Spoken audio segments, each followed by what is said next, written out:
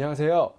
과학기술인 협동조합 설립과 활성화를 위해서 오늘은 과학기술인 협동조합 설립 실제에 대해서 알아보겠습니다. 저와 함께 협동조합 설립의 세계로 함께 떠나보도록 하겠습니다. 네, 오늘 우리는 협동조합의 자치법규 또는 협동조합의 헌법이라고 할 수 있는 정관을 작성하는 방법, 또 어떤 사업을 어떻게 어떤 예산으로 할 것인지를 정하는 사업계획서 작성, 협동조합 관련 법규와 지원 정책, 그리고 마지막으로 과학기술인 협동조합 지원 정책에 대해서 살펴보도록 하겠습니다. 첫 번째 주제로 협동조합 정관 작성입니다. 보시는 표는 일반적인 협동조합 설립 절차를 요약해서 보여주고 있는데요. 두 번째 절차가 바로 정관의 작성입니다. 정관? 정관이 뭘까요? 쉽게 얘기해서 우리 협동조합의 헌법이라고 보시면 됩니다. 우리 협동조합은 목적이 무엇이고, 조합원은 누구이고, 사업은 어떻게 하고, 이사회의 구성, 총회, 해산 등과 같은 아주 중요한 사항들이 있습니다. 이 중요한 사항을 자치법규처럼 미리 정해놓는 것이죠. 협동을 잘하기 위해서는 서로 합의한 기준과 규칙이 필요한데 그게 바로 정관입니다. 서로 합의한 기준과 규칙에는 정관 외에도 규약, 규정 등 다양한 문서가 있지만 최상위 기준은 정관이라고 볼 수 있고요. 그래서 협동조합 기본법에도 정관에는 이러이러한 항목으로 있어야 한다라고 법으로 딱 못 박아두고 있습니다. 네, 보시는 내용이 바로 정관의 필수로 포함되는 사업이고요. 조합원과 직원에 대한 상담, 교육훈련 및 정보 제공 사업, 협동조합 간 협력을 위한 사업, 협동조합의 홍보 및 지역사회를 위한 사업, 이것은 모든 협동조합이 필수로 해야 되는 사업이라고 그 협동조합 기본법에 명시가 되어 있습니다. 실제로는 그 협동조합 지원센터 등이 각 지역에 있는데요. 통해서 협동조합 표준정관을 내려받아서 그것을 기초로 하시는 게 가장 좀 편리한 방법이고요. 정관을 한 문항 한 문항씩 꼼꼼하게 살피고 우리 협동조합에 맞게 수정을 하는 작업이 필요합니다. 제가 실무를 하다 보니까 표준정관에 있는 내용을 거의 고치지 않고 하시는 경우가 종종 있는데요. 이런 경우에 나중에 문제가 발생할 가능성이 높습니다. 왜냐하면 헌법을 제대로 살펴보지 않고 조합원과 같이 이야기를 나누지 않았기 때문에 나중에 정관에 어떻게 되어 있는지 보자라고 할 때 꼭 그 내용이 없거나 아니면 우리와 맞지 않게 되어 있는 경우가 있습니다. 그런 실수를 하지 않기 위해서는 먼저 정관 작성에 굉장한 노력과 시간을 조합원들과 함께 드리는 것이 꼭 필요한 과정이라고 볼 수 있습니다. 그래서 정관은 협동조합의 법전이기 때문에 충분히 검토하고 또 어떻게 우리가 사업을 하고 어떻게 구성할 건지에 대해서 충분한 시간을 들이시는 게 아주 중요하다고 할 수 있습니다. 방금 말씀드린 협동조합 기본법에서 정한 14가지 필수 기재사항은 다음과 같습니다. 와, 좀 많네요. 제가 하나씩 읽어보겠습니다. 오늘이 아니면 또 저희가 읽어볼 시간이 없을 수도 있기 때문에 첫 번째 목적, 명칭 및 주된 사무소의 소재지, 조합원 및 대리인의 자격, 조합원의 가입 탈퇴 및 제명에 관한 사항, 출자 1좌의 금액과 납입 방법 및 시기, 조합원의 출자 수 한도, 조합원의 권리와 의무에 관한 사항, 잉여금과 손실금의 처리에 관한 사항, 적립금의 적립 방법, 사용에 관한 사항, 사업의 범위, 회계에 관한 사항, 기관 및 임원에 관한 사항, 공고의 방법에 관한 사항, 해산, 출자금 양도, 그 밖에 총회, 이사회의 운영 등에 필요한 사항입니다. 이런 그 내용들을 직접 작성하시는 게 사실 굉장히 쉽지가 않은데요. 아까 말씀드린 것처럼 지자체에서 협동조합 지원센터나 아니면 검색을 해보시면 표준 정관이 있습니다. 그 표준 정관을 내용들이 일반적인 내용들이 작성되어 있기 때문에 그것을 기본으로 하시되 내용을 꼭 우리 조합과 조합의 목적에 맞게 수정하실 필요가 있습니다. 또 정관 작성에 대한 컨설팅도 협동조합 지원 센터들에서는 지원하고 있습니다. 너무 어려워 마시고요. 지원하시는 분들의 도움을 받아서 하나씩 진행하시면 될 것 같습니다. 네, 이번에 이제 세 번째 내용인데요. 바로 사업계획서입니다. 사업계획서를 작성하기 전에 무엇을 고려해야 될까요? 협동조합이 우리의 설립 목적과 가장 적합한 법인인지 반드시 고민해야 됩니다. 맞지 않는 옷을 입게 되면 사업을 진행하는 것뿐만이 아니고 조직 운영에 있어서 어려움이 굉장히 따를 수 있습니다. 협동조합은 개인의 필요를 공동의 사업으로 전환한 사업체입니다. 주식회사하고는 분명히 차이가 있고요. 각자가 가진 필요를 서로 공감하고 구체화시켜서 하나의 사업으로 모아내는 과정이 중요합니다. 우리가 하고자 하는 사업 아이템에 대한 어떤 협동조합 유형이 적절한지도 잘 알고 있어야 되고요. 비슷한 사례를 찾아보는 것이 많이 도움이 됩니다. 흔히 알고 계시는 사업자 협동조합, 소비자 협동조합, 다중이해자 협동조합, 협동조합에서도 사회적 협동조합이라는 비영리 법인이 또 따로 있죠. 이런 것처럼 우리 조합이 어떤 협동조합 유형에 맞는지를 찾아서 거기에 맞는 사업계획서, 정관 작성이 필요합니다. 또 발기인들이 할 수 있는 일, 하고 싶은 일을 잘 파악하고 할 수 있는 일과 하고 싶은 일에 대해서 발기인 간에 정하는 것이 도움이 됩니다. 또 이제 사업계획에 있어서는 무엇보다도 그 환경 분석과 우리 내부의 강약점 분석, 그래서 소비자가 무엇을 원하는지, 또 우리 조합원들이 무엇을 원하는지를 잘 파악을 해서 마케팅에서 흔히 얘기하는 포피믹스, 제품과 서비스, 가격, 유통, 그다음에 광고 프로모션, 이런 어떤 그 해결책, 우리가 사업을 어떻게 도출할 것인지에 대해서 비교하고 조합원의 편익에 대해서 우리가 이 사업에 참여하면 어떤 공동의 경제적 이익과 사회적 문화적 이익을 가져갈 수 있는지를 꼭 생각을 해보시면 좋을 것 같습니다.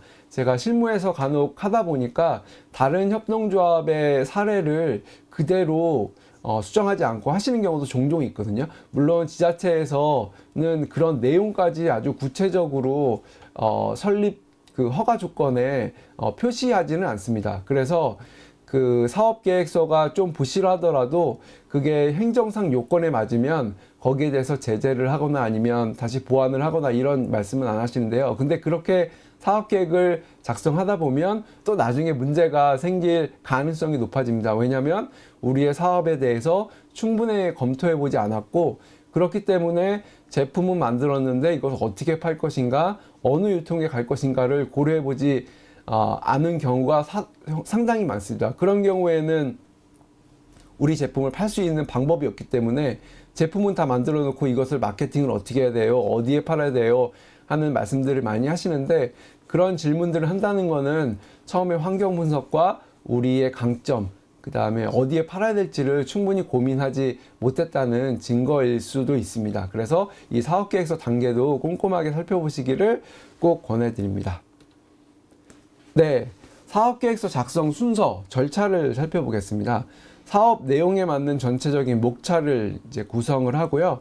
전체 제품 내용, 서비스의 흐름, 사업 모델 등에 관한 자료를 점검을 하고, 양식이 정해진 경우에는 작성에 필요한 내용을 확인하시면 되겠습니다. 그 다음에 시장, 그 다음에 기술, 경쟁사 등의 동향, 또 특징, 이런 것들을 조사를 하고요. 조사한 내용을 분석을 해서 사업의 방향 및 실행 계획을 수립을 하고, 사업 내용과 유사한 참고 사례가 있는지 확보해 두면 좋을 것 같습니다. 투자와 매출 및 비용, 또 손익 분석, 가장 기본적으로 하는 내용이고요. 양식에도 이게 들어가 있습니다. 분석을 하시고 어떻게 문제점이 발견했을 때 점검을 할 것인지 반복하여 분석하고 실시하는 내용이 필요합니다. 목차에 또 상관없이 쉬운 항목부터 세부 내용을 입력하시고, 유사한 사업 아이템이 있으면 그것을 참고해서 서체나 글자치기 이런 세부적인 내용까지 통일해서 편집하시면 될 것 같습니다. 근데 이렇게 이제 일반적인 순서를 말씀드렸지만 어떻게 해야 되는지 또 감이 안 잡히실 수도 있는데요. 차근차근 해 나가시면 됩니다. 우리 사업에 맞는 사업계획서를 작성할 수 있도록 먼저 이제 자료부터 준비해 보시고요. 요즘에는 이제 굉장히 많이 편리해졌으니까 포털 사이트나 이런 곳을 통해서 검색을 많이 해보시고요. 우리 업종 아니면 어떤 서비스가 제품이 있는지 이렇게 몇 번 좀 검색을 하다 보시면 경쟁자들이나 아니면 이런 보고서들이 꽤 많이 나옵니다. 그런 내용들을 충분히 검토하신 다음에 작성하시면 굉장히 도움이 많이 되실 것 같고요. 다른 사업 내용을 단순하게 편집하는 것은 물론 이제 인가 받는 데는 큰 어려움이 없을 수도 있지만 나중에 실제로 사업할 때는 큰 도움이 안 됩니다. 그래서 실제적으로 노력을 많이 하시면 좋을 것 같습니다. 예, 보시는 장표가 협동조합 설립 신고서에 포함된 사업계획서 양식입니다. 해당 연도 사업계획을 작성하는 정해진 양식은 없지만 정관에 규정된 모든 사업에 대해서 주요 사업, 필수 사업, 중장기 사업으로 구분하여 사업계획서를 작성하시면 좋을 것 같습니다. 당해년도에 추진되지 않는 사업이라도 계략적으로 작성하시면 우리의 3년, 5년 계획을 구성하시는 데 도움이 될 것 같고요.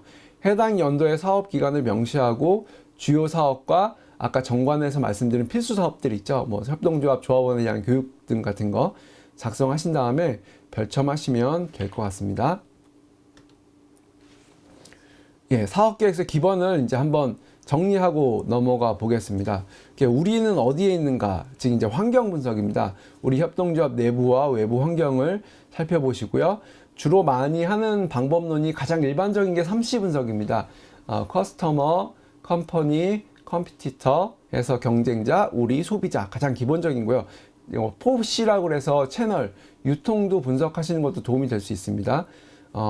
마이클 포터의 산업구조 분석, BCG 매트릭스 물론 다양한 방법들이 있는데요. 이런 방법 중에서 우리가 할 수 있고 우리에게 맞는 방법론을 찾아서 하시면 됩니다. 어느 것을 선택하시더라도 고객과 시장 현황, 자사 분석 이것은 이제 필수가 되겠습니다. 두 번째는 어디로 가야 하는가? 우리의 현재 모습을 알았다면 여기서 이제 시사점이 도출될 수 있습니다. 소비자는 이런 걸 원하네. 이런 걸 원하는데 경쟁자들이 이런 걸 벌써 제공하고 있네. 우리가 들어가도 힘들겠는데 이런 판단이 있을 수도 있겠고요. 소비자는 원하는데 경쟁자들이 아직 충분히 이런 제품과 서비스를 내놓지 못하고 있네. 그럼 이런 것을 제공하면 우리가 충분히 승산이 있겠는데 이런 그 여러 가지 이제 시사점이라는 것이 도출이 되겠죠.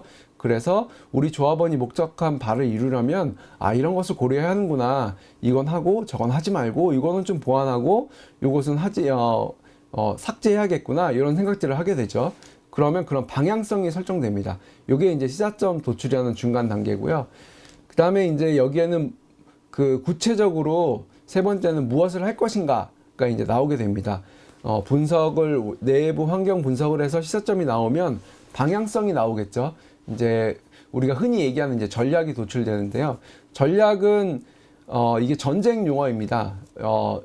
적과 싸워서 이기기 위해서 승리라는 아주 명확한 목표를 향해서 어떻게 우리가 달려가야 될 것인가입니다. 영화를 보시면 예전에 그 큰 요새가 있었을 때 그 5m, 6m 되는 그 성을 들어가기 위해서 전략이 부재하던 시절에는 사람이 사다리 타고 올라갔습니다. 그럼 위에서 돌 던지고 뜨거운 물 뿌리고 이게 전략이었죠. 성을 어쨌든 들어가서 거기 안에 있는 점령을 해야 되니까. 그 다음에 나온 전략이 이제 무기가 고도화되는 건데요. 돌이 이렇게 멀리서 날아가는 거 보셨죠? 그것은 이제 성도 무너뜨리고 거기 안에 있는 사람들을 혼란시켜서 무력화시킬 수 있는 좋은 방법이라고 볼 수 있겠죠. 이런 것들이 전략입니다. 그러니까 기존의 소비자의 욕구를 만족시키기 위해서 이러이러한 방법들을 쓰고 있었는데 그 방법이 잘 통하지 않으면 새로운 방법들을 고안해내는 것을 전략이라고 보시면 되겠습니다. 그래서 조금 어려운 말로 전략을 장단기 이니셔티브의 조합이라는 말로 제가 어디서 들었는데요. 굉장히 좋은 표현인 것 같습니다. 짧은 기간 혹은 좀 더 긴 기간에 이니셔티브는 우리가 의도해서 그 시장에 접근한다는 의미인데 이런 솔루션을 갖고 시장에 접근해서 이런 장단기의 어떤 방법론들을 하게 되면 구체적으로 이제 목표 달성이나 성과로 이어진다고 하는 개념이거든요. 그래서 전략이 없다는 거는 싸우지 않겠다는 의미하고 동일한 의미이기 때문에 시사점을 도출한 다음에는 반드시 거기에 맞는 전략이 한 세네 가지 정도 나올 겁니다. 그럼 그 전략을 달성하기 위해서 구체적인 이제 세부 과제가 있겠죠. 그 과제를 1년 동안 어떻게 수행할 것인가. 이런 프로세스를 가게 되면 우리가 어떤 방향성을 갖고 어떻게 실행할지가 명확하게 나옵니다. 물론 이것을 다 했다고 해서 성공을 보장한다는 의미가 아니고요. 하다 보면 실수를 하게 되고 이 방향이 아닌가 보네 하게 되면 다시 삼시 분석으로 돌아가서 우리가 무엇을 놓쳤는지 이 과정이 이제 끊임없이 이제 반복되는 거거든요. 근데 이제 대부분 컨설팅을 하다 보면 이 앞 단계 삼시 분석이라든가 전략 도출을 안 했기 때문에 자신들이 할 수 있는 거를 잘 하겠다라고 생각해서 만들어 놓고 어떻게 해야 될지 모르는 그 질문들을 굉장히 많이 받게 됩니다. 그러면 결국은 이 앞 단계를 안 하셨다고 생각하고 넘어가셨다는 거거든요. 그러면 앞에 그럼 우리가 만들어 놨던 것을 다 폐기를 하거나 다시 새로 시작하거나 아니면 만들어 놓았던 것에 맞춰서 다시 역으로 이게 소비자한테 맞는 건가를 생각해야 되는데 그렇게 되면 시간이 또 굉장히 많이 걸리게 되죠. 실패하거나 실패하지 않는다고 하면 굉장히 어려움을 겪거나입니다. 전략이 훌륭하다고 해서 다 성공한 건 아니지만 실패할 가능성은 낮아지고 성공을 하더라도 굉장한 시행착오를 겪게 되는 것 같습니다. 이렇게 기본을 정리하고 나서 협동조합 사업계획서 실제를 보도록 하겠습니다. 다시 한번 강조하지만 법상에서 명시한 요 세 가지 내용들을 반드시 포함시켜 주시고요. 정관에서 정한 세부 사업에 대해서 하나씩 제목을 쓰시고 요거는 반드시 이렇게 해야 된다는 의미는 아니고요. 이렇게 하게 되면 좀 원활하게 작성하실 수 있다라고 팁을 드리게 되는 겁니다. 세부 사업에 대해서 하나씩 제목을 쓰시고 제목에 따라서 목적, 사업 내용, 수행 기간, 여기서 이제 수익 지출에 대해서 작성하시면 됩니다. 앞에서 말씀드린 환경 분석과 목표, 전략의 도출, 과제 설정, 과제별 실행 계획, 거기에 들어가는 돈, 재무 계획 이런 형태로 작성하시는 것도 하나의 방법이고요. 일반적으로 기업 실무에서는 이런 방법들을 훨씬 더 많이 사용하게 됩니다. 제가 봤을 때는 논리적인 흐름에 따라서 이런 방법들이 여러 가지 방법들이 있지만 대부분 그 지향하는 많이 쓰고 있는 실무에서 쓰고 있는 방법이라고 말씀드릴 수 있겠습니다. 그렇게 이제 다 작성을 하셨다. 그 다음에는 한번 이렇게 다시 점검해 보시기 바랍니다. 두 가지 관점인데요. 일관성과 논리성입니다. 정관에 명시한 목적과 사업 내용이 주된 사업 내용하고 해당 해결 솔루션, 비즈니스 모델과 일관되게 논리적으로 말이 되는지, 납득이 되는지 제3자 입장에서 살펴보시기 바랍니다.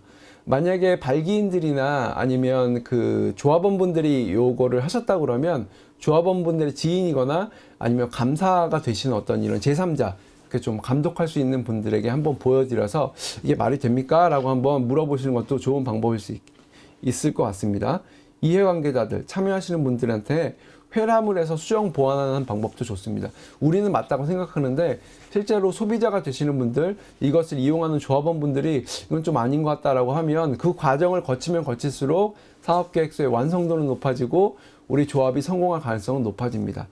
이게 너무나 일반적인 이야기인데 유럽에서 협동조합은 최소한 뭐 3년, 5년, 7년 이렇게 이제 만나서 밥 먹는 것부터 시작을 해서 천천히 이렇게 준비해 나가는데 사실 이제 저희 나라의 환경은 그런 방법하고는 조금 다르게 가는 것 같습니다. 정부에서 지원 정책이 워낙 잘 돼 있으니까 그런 지원 사업을 통해서 하게 되면 지원 사업이 요구하는 그 일정이 있습니다. 빠르면 3개월, 5개월, 7개월 내에 이런 여러 가지 이제 지원을 통해서 협동조합을 설립할 수 있도록 이제 일정을 타이트하게 관리하기 때문에 1년도 안 되는 기간에 이런 내용들을 다 정리하기가 사실은 쉽지가 않은데 그러다 보니까 이제 여러 과정 꼭 거쳐야 되는 내용들을 스킵하고 빼먹고 넘어가게 됩니다.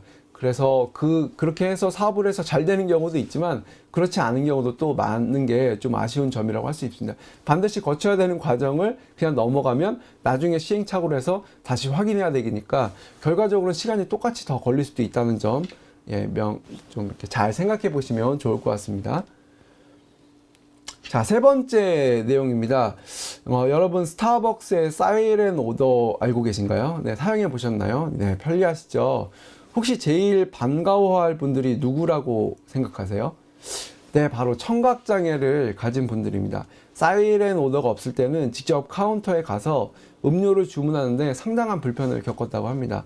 그런데 사이렌 오더가 나오고 나서는 일반인과 거의 차이가 없이 그런 불편 없이 말끔하게 편하게 스타벅스에서 음료를 주문하신다고 합니다.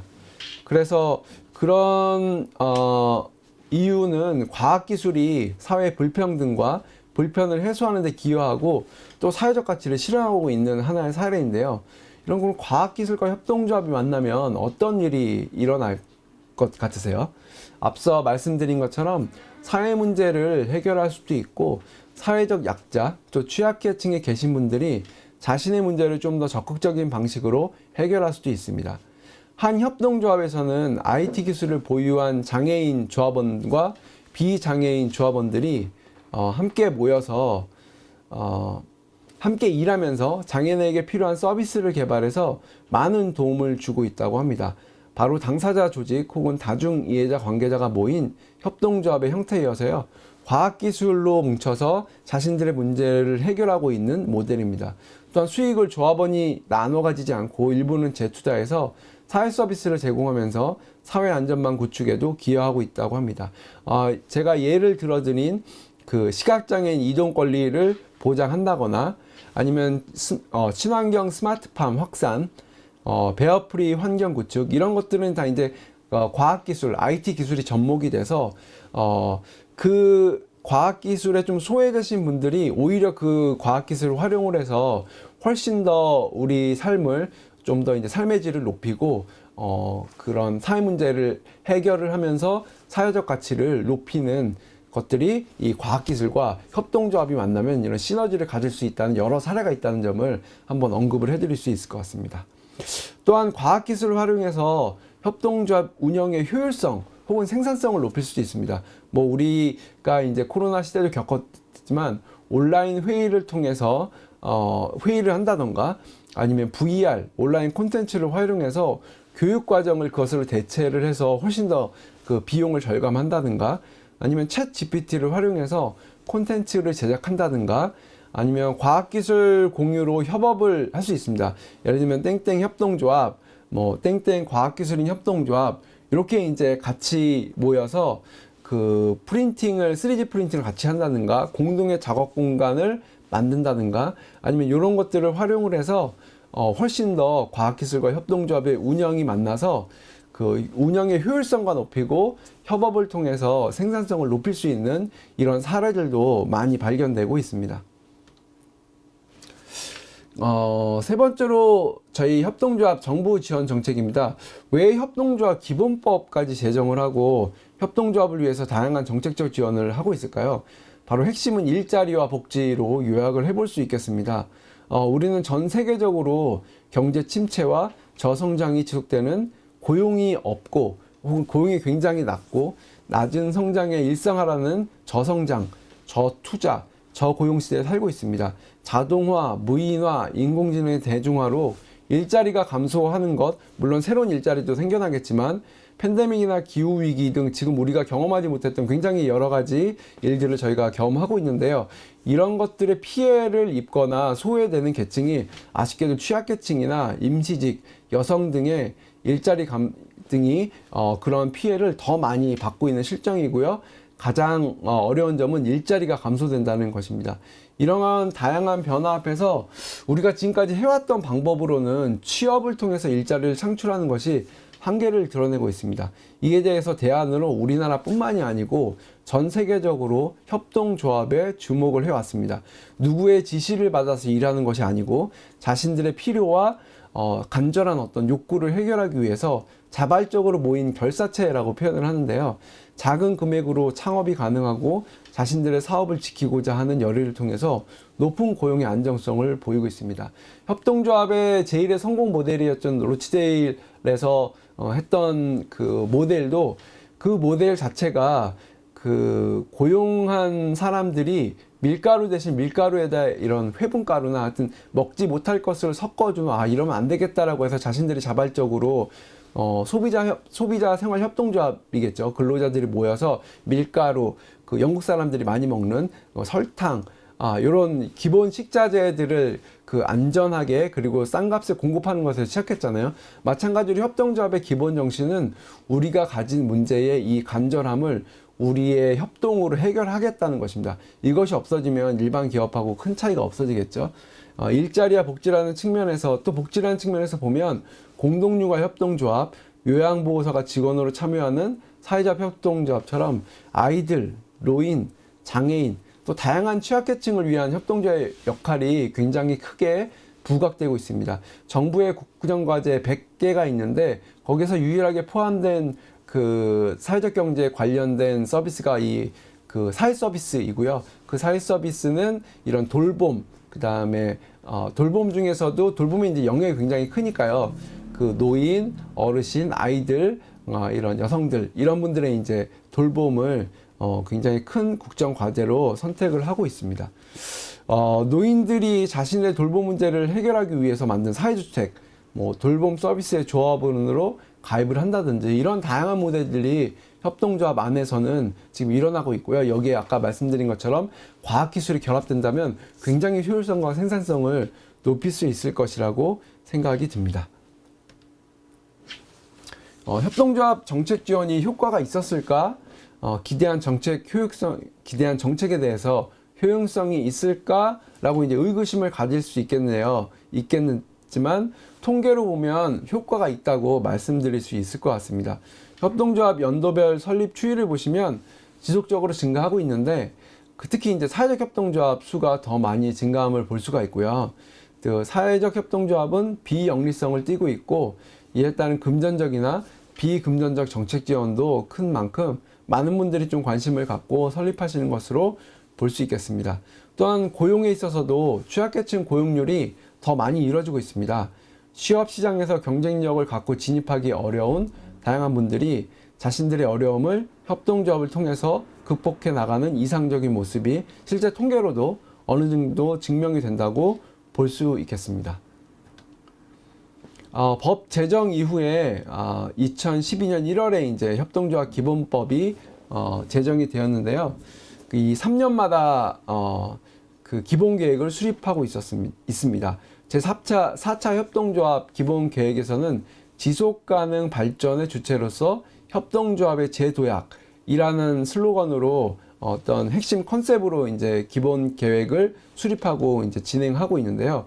이 핵심은 앞에서 강조하는 것처럼 일자리와 지역사회 서비스를 통한 복지라는 키워드로 그대로 이어지고 있습니다. 그 전략으로 규모화를 설정했습니다. 이 규모화가 나온 이유는 좋은 협동조합 모델들이 있는데 대부분 영세합니다. 5인 이하의 매출액도 1억이 되지 않는 등. 그러면 이 좋은 모델을 확장하기 위해서는 소셜 프랜차이즈나 아니면 이런 모델이 이제 전국 지역에 각지 생겨서 이 모델들이 활성화가 돼야 이제 이 지속 가능성을 가질 수 있잖아요. 그래서 이제 규모화라는 키워드가 설정이 되었고요. 2012년 법 제정 이후에 많은 협동조합이 설립되었는데요. 실제 운영률은 조사를 해보면 항상 나오는 게 50% 내외입니다. 그래서 적은 출자금이나 소규모 인원들, 그 다음에 이사장만 활동하는 경우, 이런 것들이 이제 대표적인 협동조합에 대한 어떤 좀 안 좋은 인식들이라고 볼 수 있지만, 이런 영세성을 극복하기 위해서 많은 과제들을 우리가 안고 있지만, 결국 그 과제들을 통해서 규모화로 나아가야 하는 것을 이제 정부에서도 인식을 하고 있고, 이런 것들을 지원을 한다고 보시면 될 것 같습니다. 제4차 기본계획은 법제화 10주년을 이제 고려해서 이런 4가지 정도의 저희가 이제 정리를 할 수 있을 것 같은데요. 일자리 창출과 규모화, 또 협동조합 다움이라는 것은 협동조합이 자신의 영리의 조합원들의 이익만 취하는 것이 아니고 공동체 문제 해결을 기여하는데 사회적 가치 실현이라든가 이런 키워드를 말씀드릴 수 있을 것 같아요. 또 연대와 협력을 통해서 시너지를 이제 낸다는 지원 내실화, 그다음에 투명성, 효과를 창출할 수 있는 인프라를 재설계, 이런 것들이 이제 기본 계획들에 포함되어 있습니다. 자, 이제 그러면 협동조합을 위한 구체적인 정책 지원과 지원 사업, 공모 사업들은 어떻게 확인할 수 있을까요? 우리 정부는 아주 친절하게도 협동조합 창업과 주요 지원 사업을 통합해서 정리해주고 있습니다. 대표적으로 다음 2가지 자료를 꼭 확인해 보시기 바라겠습니다. 창업진흥원에서 발간하고 있는 통합공고 창업 지원 사업하고요. 한국사회적기업진흥원에서 발간하는 사회적 경제 주요 사업 안내입니다. 놓치지 마시고 꼭 한번 살펴보시기 바라겠습니다. 네, 과학기술인 협동조합 등록에 대해서 마지막으로 안내 드리고 마무리하도록 하겠습니다. 우선 기준을 확인해 주시기 바랍니다. 총 조합원 중에서 이공계 인력이 50% 이상 또는 5인 이상인지, 사업 내용이 과학기술, 과학교육, 연구개발 등 과학기술 관련 분야인지를 확인해 주시고요. 과학기술인 협동조합 지원센터에서 등록하기 눌러서 양식을 작성해 주시면 되겠습니다. 그러면 저희가 7일 이내에 결과를 안내해 드리고 말씀드린 그런 이제 사업화 지원금 아니면 이런 교육과 컨설팅 이런 내용들을 저희가 지원을 해서 성장할 수 있도록 도와드리고 있습니다. 네, 혼자 하기 어려운 일입니다. 그래서 과학기술인 협동조합 함께 하시면 해낼 수 있고요. 그 너와 나 누구의 지시가 아닌 모두가 주인인 일터 협동조합으로 시작하시기를 추천드리겠습니다. 물론 쉬운 길은 아니겠지만 지금 제가 짧은 시간 안에 말씀드린 정관, 사업계획서, 그 다음에 다양한 지원사업, 그 다음에 과학기술인에 특화된 지원사업 이런 것들을 잘 활용하셔서 시작하시면 좀 더 성공 가능성을 높일 수 있고 우리의 원하는 바를 얻을 수 있을 것이라고 생각합니다. 과학기술인의 잠재인력의 지속가능한 일자리를 저희 과학기술인 협동조합 지원센터가 함께 하도록 하겠습니다. 네, 오늘 이렇게 짧은 시간이지만 함께 해주셔서 감사드리고요. 원하시는 바를 과학기술인 협동조합으로 꼭 성공하시는 여러분들 되시면 좋겠습니다. 네, 감사합니다.